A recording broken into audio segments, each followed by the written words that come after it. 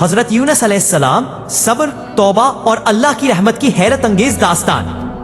السلام علیکم ناظرین، آج کی ویڈیو میں ہم ایک نہایت ایمان افروز اور سبق آموز واقعہ بیان کرنے جا رہے ہیں حضرت یونس علیہ السلام کا، جنہیں ذلون یعنی مچھلی والا نبی کے نام سے بھی یاد کیا جاتا ہے۔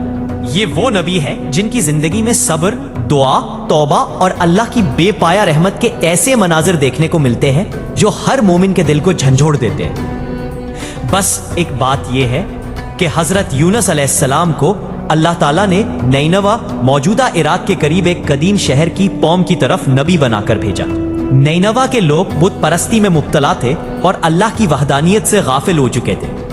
حضرت یونس نے انہیں نرمی، محبت اور حکمت کے ساتھ اللہ کی طرف بلایا، لیکن قوم اپنی ضد، تکبر اور گمراہی پر اڑی رہی۔ آپ دن رات انہیں سمجھاتے رہے کہ اے میری قوم، ایک اللہ کی عبادت کرو، اسی سے مدد مانگو، وہی تمہارا رب اور تمہارا خالق ہے، مگر ان کے کانوں پر جوں تک نہ رینگی۔ جب قوم نے طویل عرصہ تک انکار کیا تو حضرت یونس کے دل میں سخت غم اور افسوس پیدا ہوا۔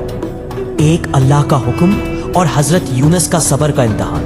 حضرت یونس علیہ السلام نے قوم کو خبردار کیا کہ اگر وہ ایمان نہ لائے تو اللہ کا عذاب ان پر نازل ہوگا، مگر قوم نے مذاق اڑایا۔ آخر کار بغیر اللہ کے اذن کے حضرت یونس غصے اور مایوسی میں اپنی قوم کو چھوڑ کر چلے گئے۔ یہاں سے ان کے صبر اور آزمائش کا نیا باب شروع ہوا، مگر ان کے قوم نے مذاق اڑایا تو اللہ کا عذاب ان پر نازل ہوگا۔ حضرت یونس ایک سمندری جہاز پر سوار ہو گئے۔ جہاز روانہ ہوا تو کچھ ہی دیر بعد سمندر میں خوفناک طوفان آ گیا۔ جہاز وچکولے کھانے لگا اور لوگوں کو یقین ہو گیا کہ وہ ڈوبنے والے ہیں۔ قدیم رواج کے مطابق لوگوں نے قرعہ اندازی کی کہ کون شخص اس مصیبت کا سبب ہے تاکہ اسے سمندر میں پھینک دیا جائے۔ قرعہ حضرت یونس کے نام نکلا۔ لوگوں نے انکار کیا کہ آپ نیک اور صالح انسان ہیں، مگر جب قرعہ 3 بار لگاتار انہی کے نام نکلا تو حضرت یونس سمجھ گئے کہ یہ اللہ کی طرف سے فیصلہ ہے۔ مچھلی کے پیٹ میں ایک عظیم معجزہ۔ حضرت یونس نے اللہ کا نام لے کر خود کو سمندر میں ڈال دیا۔ اسی لمحے ایک بڑی مچھلی ولہوت کو اللہ نے حکم دیا کہ وہ انہیں نرم دلی سے نگل لے، نقصان نہ پہنچائے۔ یوں حضرت یونس مچھلی کے پیٹ میں زندہ داخل ہو گئے۔ یہ منظر زمین پر بھی ایک عجیب و غریب معجزہ تھا۔ ایک انسان اندھیرے، تنگی اور سمندری گہرائی میں زندہ رہتا ہے صرف اللہ کی قدرت سے۔ اسی لمحے ایک بڑی مچھلی ولہوت کو اللہ نے حکم دیا کہ وہ انہیں نرم دلی سے نگل لے، نقصان نہ پہنچائے۔ اور ایک دعا، مچھلی کے پیٹ میں حضرت یونس نے 3 اندھیروں کا سامنا کیا۔ 1 سمندر کی گہرائی کا اندھیرا، 2 رات کا اندھیرا، 3 مچھلی کے پیٹ کا اندھیرا۔ اس گھپ اندھیرے میں جب کوئی مددگار نہ تھا، نہ روشنی نہ آواز، تو حضرت یونس نے اللہ کے حضور دل سے فریاد کی۔ انہوں نے وہ مشہور دعا پڑھی جو ہر مصیبت زدہ کے لیے نجات کا ذریعہ ہے، لا الہ الا انت سبحانک انی کنت من الظالمین۔ تیرے سوا کوئی معبود نہیں، تو پاک ہے، بے شک میں ہی ظالموں میں سے تھا۔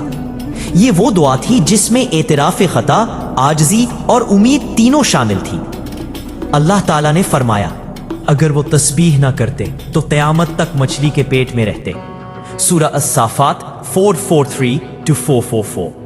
اللہ کی رحمت اور نجات۔ اللہ تعالیٰ نے حضرت یونس کی دعا قبول فرمائی۔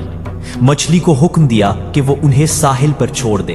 جب مچھلی نے آپ کو باہر نکالا تو آپ سخت کمزور، بیمار اور لاغر تھے۔ اللہ نے ان کے لیے یقطین کدو کا پودا اگا دیا جس کے بڑے پتے انہیں سایہ دیتے اور اس کے پھل سے ان کی صحت بحال ہونے لگی۔ کچھ دنوں بعد اللہ نے حکم دیا کہ وہ اپنی قوم کی طرف واپس جائیں۔ قوم کی توبہ اور ایمان۔ حضرت یونس جب واپس اپنی قوم کے پاس پہنچے تو حیرت انگیز منظر دیکھا۔ وہی قوم جو پہلے نافرمان تھی اب تائب اور اللہ کی فرمان بردار بن چکی تھی۔